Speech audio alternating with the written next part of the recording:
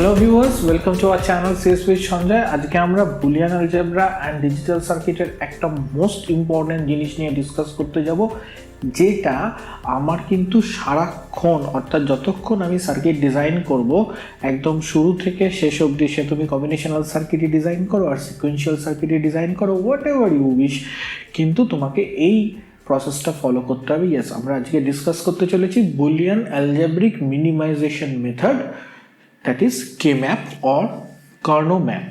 ওকে, তো Karnaugh map মেথডটা discuss করার আগে আমরা নর্মাল যে জিনিসগুলোকে Karnaugh map অ্যাকচুয়ালি কি কাজ করে, Karnaugh ম্যাপের বিশেষত্বটা কি। Karnaugh map হচ্ছে গিয়ে গ্রাফিক্যাল মিনিমাইজেশন মেথড, অর্থাৎ পিকচরিয়াল মিনিমাইজেশন মেথড, যা থ্রু দিয়ে আমি বুলিয়ান অ্যালজেব্রাকে মিনিমাইজ করতে পারি, বুলিয়ান অ্যালজেব্রাকে সিম্পলিফাইড করে লিখতে পারি। কেন মিনিমাইজ করি? কারণ আমরা জানি যে নর্মাল সার্কিটের ক্ষেত্রে আমার নাম্বার অফ গেটস অনেক বেশি লাগে। যদি আমি মিনিমাইজ এক্সপ্রেশনস পাই তাহলে সেক্ষেত্রে সার্কিট ডিজাইনিংয়ের সময় আমার নাম্বার অফ গেটস অনেক কম লাগবে। So that is what is call minimization technique. এবং সেক্ষেত্রে আমরা বেসিক্যালি যে লটা ইউজ করি absorption law, that is A bar plus A সমান 1 অ্যান্ড এ ডট এ বার সমান 0। এটা আমরা ব্যবহার করে থাকি প্রোডাক্ট টার্মের ক্ষেত্রে, অ্যান্ড এটা আমরা ব্যবহার করে থাকি সাম টার্মের ক্ষেত্রে। আমরা জানি যে ক্যানোনিক্যালের দুটো ফর্ম হয়, একটা এসওপি আর একটা POS, some of product and product of some. আমরা বুলিয়ান অ্যালজেব্রা যেটা কে ম্যাপ যেটা ইমপ্লিমেন্টেশন করব, বেসিক্যালি আমরা সাম অফ প্রোডাক্ট বা প্রোডাক্ট টার্ম বা মিন টার্ম এর উপরে কাজ করব, করে দেখাবো যে কিভাবে এটাকে এক্সপ্রেশনটাকে আমরা অ্যাকচুয়ালি কে ম্যাপটাকে কিভাবে আমরা অ্যাক্সেস করি। Before going to the point, আমি একটু কয়েকটা আউট অফ থিং ইন্টারেস্টিং জিনিস তোমাদেরকে দেখাতে চাই। তো তোমরা প্রত্যেকেই আশা করি গ্রে কোড জানো। গ্রে কোড মানে মিরর রিফ্লেক্টেড কোড। তোমরা নর্মালি গ্রে একটা বাইনারি নাম্বারকে গ্রে কোডে কনভার্ট করতে নিশ্চয়ই শিখেছো। না শিখে থাকলে আমি ছোট্ট করে দেখিয়ে দিচ্ছি। দেখো 101101, এটা আমার একটা বাইনারি নাম্বার। গ্রেতে কি করে কনভার্ট করে? এই 1টা নেমে আসে, এই 1-এর সাথে এই 0টার এক্সক্লুসিভ অর হয়, হয়ে 1 নামে। 0-এর সাথে 1-এর এক্সক্লুসিভ অর হয়, হয়ে 1 নামে। 1-এর সাথে 1 এক্সক্লুসিভ অর হয়, হয়ে 0 নামে। 1-এর সাথে 0 এক্সক্লুসিভ অর হয়, হয়ে 1 নামে। 0-এর সাথে 1 এক্সক্লুসিভ অর হয়, হয়ে 1 নামে। অর্থাৎ এই যে আমি পেলাম, এটা হলো আমার গ্রে অ্যান্ড এটা ছিল আমার করসপন্ডিং বাইনারি। যদি তোমাদেরকে বলে 3 বিটে গ্রে কোড লেখো বা 4 বিটে গ্রে কোড লেখো, সেটা তোমরা লিখতে পারো। সেটা লেখার জন্য এরকম কনভার্সনের দরকার হয় না। আমরা নর্মালি একটা মেকানিক্যাল মেথড বা মিরর মেথড দিয়ে আমরা গ্রে কোড লিখতে পারি।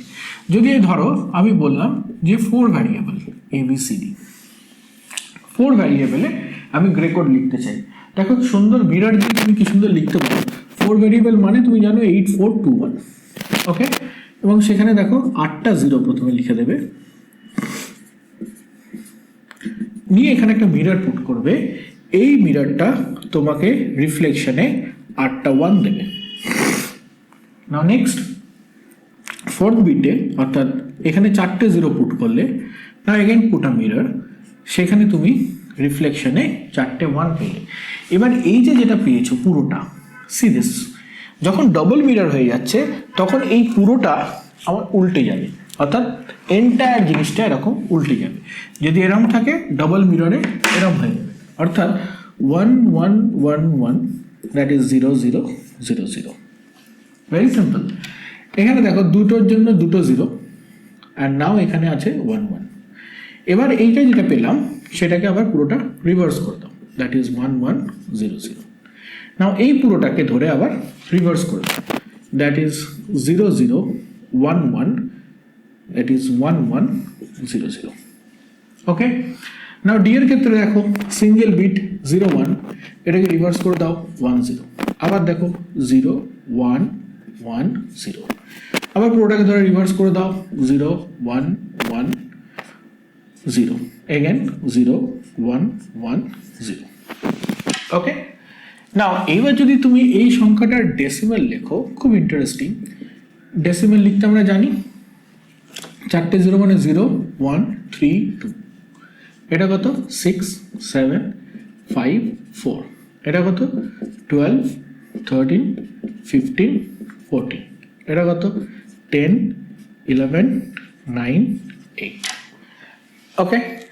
না এবার দেখো যদি 3 বিটের করি, সিমিলারলি এ বি সি তিনটে বিট মানে 4 to 1, তার মানে এখানে অবশ্যই তুমি 4টে 0 বসাবে, দেন পুট আ মিরর, 4টে 1, ভেরি সিম্পল, দেন এগেন দুটো 0 দুটো 1, এবারে যেটা পেলে এটাকে ধরে পুরো রিভার্স করে দাও, দ্যাট ইজ 1 1 0 0, সো নাইস। তারপরে একটা 0 একটা 1, আবার এটাকে রিভার্স করে দাও 1 0, এবার এই পুরোটাকে ধরে রিভার্স করে দাও 0 1 1 0। ফাইনালি তুমি যখন 8 ডেসিমাল বের করছো, তাহলে এটা 0, এটা 1, এটা 3, এটা 2, এটা 6, এটা 7, এটা 5, এটা 4। ওকে, তাহলে আমরা প্রত্যেক কটা টার্মের ক্ষেত্রে কিন্তু এখানে পেয়ে গেলাম যে 0 1 3 2 অ্যান্ড 5 6, এখান থেকে দেখতে পারো 5 7 6 7 5 4, রাইট? ফাইনালি, সো নাও এবার আমরা কে ম্যাপ করব। কে ম্যাপ করার জন্য আমরা যে কে ম্যাপগুলো করব সেটা বেসিক্যালি কে ম্যাপ হয় 2 ভ্যারিয়েবল, 3 ভ্যারিয়েবল অ্যান্ড 4 ভ্যারিয়েবল। তো বুলিয়ান অ্যালজেব্রিক এক্সপ্রেশন কি 4 ভ্যারিয়েবল আবার হতে পারে না? হ্যাঁ, হতে পারে। 5 ভ্যারিয়েবলও বুলিয়ান এক্সপ্রেশন হতে পারে, 6 ভ্যারিয়েবলও বুলিয়ান এক্সপ্রেশন হতে পারে, অ্যান্ড মোর দ্যান দ্যাট হতেই পারে। কিন্তু আমরা 2 3 4 অবধি কে ম্যাপ করি, কারণ বুঝতেই পারছো 2 মানে 4টে কম্বিনেশন, 3 মানে 8টা combination to the power 3, and 4 মানে 16 কম্বিনেশনস। তাহলে গ্রাফিক্যাল রিপ্রেজেন্টেশন যখন করছো তোমাকে 16 খানা এরকম সেল লাগবে, and at the same time তুমি যখন 32 অর্থাৎ টু দি পাওয়ার 5 মানে 32 কম্বিনেশন, তাহলে 32 এর একটা কে ম্যাপ আঁকতে গেলে সেটা একটা অতিকায় সাইজ নেবে, and at the same time যদি 6 হয় তাহলে 64 আরো বড় হয়ে যাবে। তার জন্য আমরা জেনারেলি যেটা করি যে 5 ভ্যারিয়েবল অবধি আমরা 4 ভ্যারিয়েবল অবধি কে ম্যাপ করি, অ্যান্ড অনওয়ার্ডস দ্যাট আমরা ট্যাবুলেশন মেথড বা 8 কুইন্স মেথড দিয়ে কিন্তু আমরা এগুলোকে সলভ করতে পারি, বুলিয়ান অ্যালজেব্রিক এক্সপ্রেশনকে মিনিমাইজ করতে পারি, রাইট? তো আমরা দেখে নিই যে 2 ভ্যারিয়েবলের কে ম্যাপের নেচার কি, 3 ভ্যারিয়েবলের কে ম্যাপের নেচার কি, অ্যান্ড 4 ভ্যারিয়েবল কে ম্যাপের নেচার কি। নাও প্রথমে কে ম্যাপ করতে গেলে আমরা জানি দুটো ভ্যারিয়েবল মানে 2 ভ্যারিয়েবল, so দুটো variable you consider a and b, so the variable a can be 0, suppose this is a and this side is b, this side is b and this side is a, okay? so a এর value কি হতে পারে 0 আর 1, আবার b এর value কি হতে পারে 0 আর 1, ওকে? তো আমরা এখানে প্রোডাক্ট টার্ম নিয়ে কাজ করছি বা মিড টার্ম নিয়ে কাজ করছি, তারপরে প্রোডাক্ট টার্মের ক্ষেত্রে we know that b here a 0 means a bar and this is a, and b0 means this is b bar and this is b, okay? তাহলে এই ঘরটা কি দাঁড়ালো, this room a bar b bar, this room a bar b, this room a b bar and this room a b, ওকে? তাহলে এই যে আমার ঘরটা দাঁড়ালো, অর্থাৎ এখানে আমি কম্বিনেশনস গুলো পেয়ে গেলাম যে 0 1 3 2 কম্বিনেশনস, এন্ড এটা মানে কি 0 0, দেখো 0 0, তাহলে এটা 0 0 1, এটা 1 1 0, এটা 2 1 1, এটা 3, তাহলে এখানে 0 1 2 3 রিপ্রেজেন্টেশনটা হয়ে গেল কে ম্যাপের ক্ষেত্রে। Now কে ম্যাপের formatting is very very interesting. চলে এসো 3 ভ্যারিয়েবল কে ম্যাপের দিকে। ইটস নাইস, দেখো 3 ভ্যারিয়েবল কে ম্যাপ,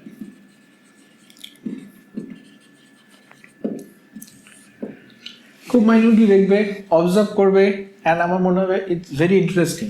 3 ভ্যারিয়েবল কে ম্যাপে দেখো তিনটে ভ্যারিয়েবল যথাক্রমে এ বি অ্যান্ড সি, ওকে?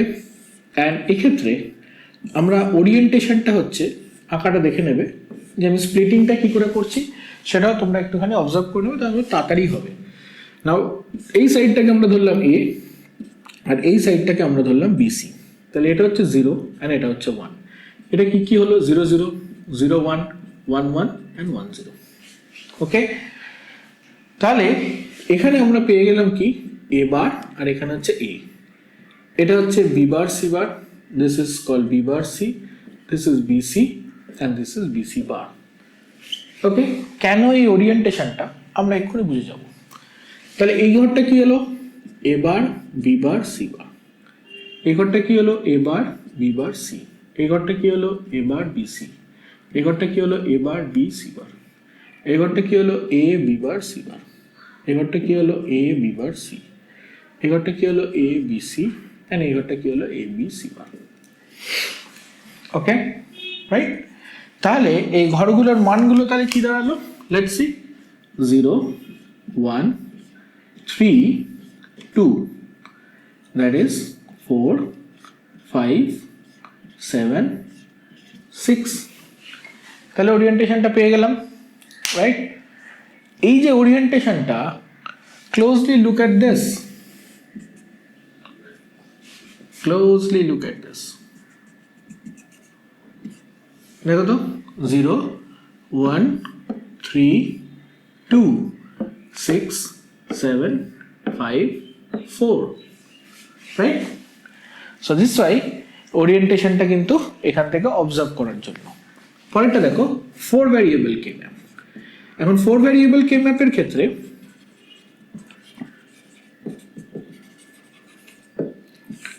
চারটে ভ্যারিয়েবল আমার কাছে কি কি, যথাক্রমে A B C and D,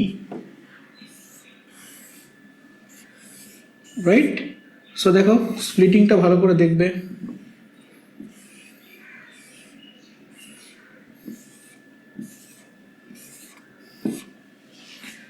This is called 0 0 0 1 1 1 and 1 0, 0 0 0 1 1 1 and 1 0। এটা গেল কি এ বার বি বার, এটা গেল কি এ বার বি, এটা গেল কি এ বি এন্ড এটা গেল কি এ বি বার, এটা গেল কি সি বার ডি বার, এটা গেল কি সি বার ডি, এটা গেল কি সি ডি এন্ড এটা গেল সি ডি বার। ওকে, তাহলে এই ঘরটা গেল কি A bar B bar C bar D bar.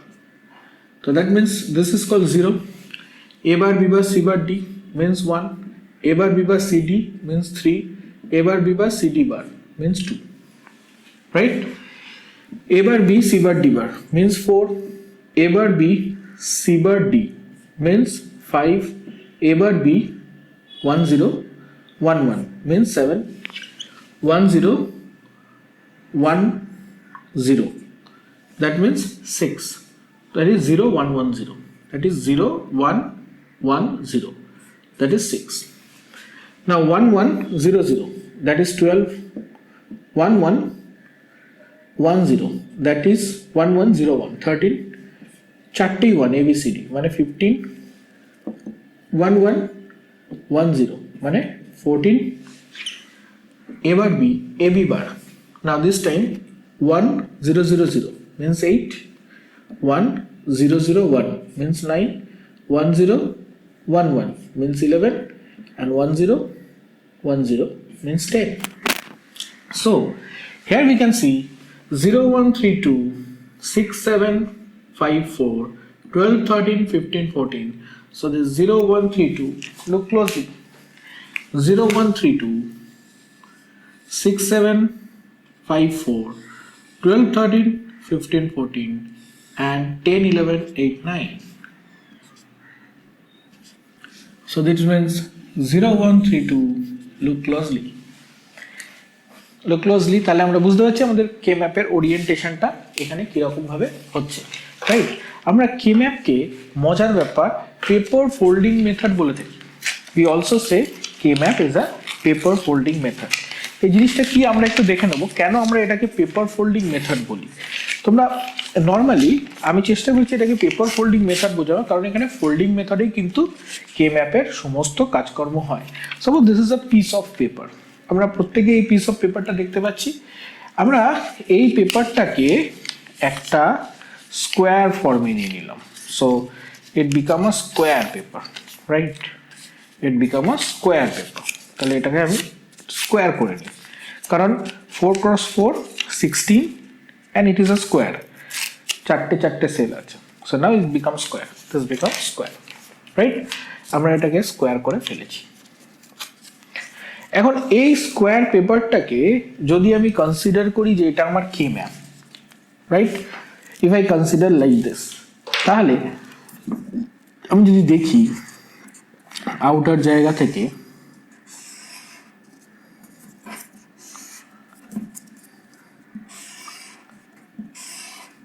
so you can see this, আমরা কে ম্যাপের মতো ভাগ করে ফেলছি, রাইট?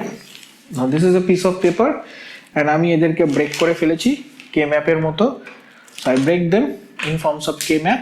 এখানে দেখতে পাচ্ছ 16খানাই ঘর আছে, চারটে, রাইট? নাও এই পেপারটাকে যদি আমি প্লেন অ্যান্ড সিম্পল মিডল দিয়ে ফোল্ড করি, সেটা ভার্টিক্যালি হতে পারে, অথবা আমি পেপারটাকে মিডল দিয়ে ফোল্ড করি, সেটা হরাইজন্টালি হতে পারে। তাহলে আমি পেপারটাকে মিডল দিয়ে ভার্টিক্যালিও ফোল্ড করতে পারি, আর পেপারটাকে আমি মিডল দিয়ে হরাইজন্টালি ফোল্ড করতে পারি। ইন বোথ দ্য কেসেস যদি হরাইজন্টালি ফোল্ড করি তাহলে, আর যদি ভার্টিক্যালি ফোল্ড করি তাহলেও আমার 8 সার্কিট চলে আসছে। সো দিস ভালো করে দেখো, যদি আমি এটাকে সেন্ট্রালি ফোল্ড করি তাহলে দেখো যে similar to 8, right? And the back hand side also similar to 8, right? তাহলে 8টা গ্রুপ তৈরি হয়ে যাচ্ছে। অ্যান্ড এইটার অর্থাৎ এই কলামটার সাথে আপতিত হচ্ছে, আবার এই কলামটার সাথে আপতিত হচ্ছে। সিমিলারলি এই রোটার সাথে আপতিত হচ্ছে, আর এই রোটার সাথে আপতিত হচ্ছে। অর্থাৎ এই রোজগুলো কিন্তু একে অপরের উপর ইনসিডেন্ট হয়ে আমার 8 গ্রুপ তৈরি হয়ে যাচ্ছে। মানে একটু শর্ট হয়ে গেল, মানে 16টা ছিল, নাও ইটস বিকাম 8। ওকে, নাও এবার এই গ্রুপটাকে আমি যদি ফোল্ড করি তাহলে আমরা এখানে দেখতে পাচ্ছি কি দাঁড়িয়ে এলো, সি দিস, 4টে গ্রুপ দাঁড়িয়ে গেল, right? See this side also 4টে গ্রুপ দাঁড়িয়ে গেছে। বোথ সাইডে আমরা দেখতে পাচ্ছি 4টে গ্রুপ দাঁড়িয়ে গেছে। নাও এইবার যদি আমি এইটাকে আবার ফোল্ড করি হরিজন্টালি অথবা ভার্টিক্যালি, যে কোনোভাবেই যদি ফোল্ড করি, তাহলে দেখো আমার 2টো গ্রুপ দাঁড়িয়ে গেছে, অনলি 2টো গ্রুপ দাঁড়িয়ে গেছে। ওকে, অ্যান্ড নাও যদি ফার্দার এটাকে ফোল্ড করি, so now it's become a single cell. So এই সিঙ্গেল সেলের আউটপুট সর্বদা আমার 1। যদি আমি সবাইকে কম্বাইন করি 1 ইনস্টেড, যদি সবকটা 0 না থাকে, তাহলে সেক্ষেত্রে সিঙ্গেল সেল মানে আমরা প্রোডাক্ট টার্ম নিয়ে কাজ করছি, তাই জন্য আউটপুট সবসময় 1ই হবে। ওকে, তার মানে ইট বিকাম আ সিঙ্গেল সেল। তার মানে দেখতে পাচ্ছ যে মিনিমাইজেশন টেকনিকটা কিরম ভাবে হচ্ছে। সো আমরা যখন ফোল্ডিং করছি, আমরা আইদার হরিজন্টালি ফোল্ডিং করছি অথবা ভার্টিক্যালি ফোল্ডিং করছি, ঠিক আছে? তার মানে আমরা যখন এই কে ম্যাপের মধ্যে যখন এলিমেন্টগুলোকে নিয়ে গ্রুপ তৈরি করব, তখন আমার যে গ্রুপগুলো হতে পারে সেটা পেয়ার, অর্থাৎ 2টো এলিমেন্টকে নিয়ে পেয়ার। নাও কোয়াড, অর্থাৎ 4টে এলিমেন্টকে নিয়ে কোয়াড। ওকে, অ্যান্ড অক্টেট, অর্থাৎ 8টা এলিমেন্টকে নিয়ে অক্টেট যদি হয়, অর্থাৎ পেয়ার মানে 2টো এলিমেন্টকে নিয়ে, কোয়াড মানে 4টে, অ্যান্ড অক্টেট মানে 8টা এলিমেন্টকে নিয়ে যে গ্রুপটা তৈরি হচ্ছে, 8টা এলিমেন্টকে নিয়ে যে গ্রুপটা তৈরি হচ্ছে।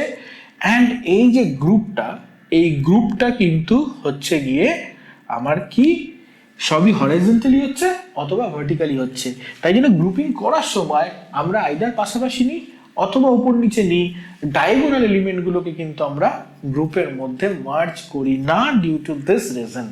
ওকে, so this is a theoretical description of K map. আমরা ফার্দার ভিডিওসগুলোতে কে ম্যাপ ইউজ করে কি করে বুলিয়ান এক্সপ্রেশনকে মিনিমাইজ করতে হয় তার কিছু ট্রিক্স অ্যান্ড টিপস শিখবো, যাতে খুব সহজে এবং খুব তাড়াতাড়ি তোমরা বুলিয়ান এক্সপ্রেশনকে মিনিমাইজ করে সার্কিট ডিজাইনটা করতে পারো। So looking for the next video.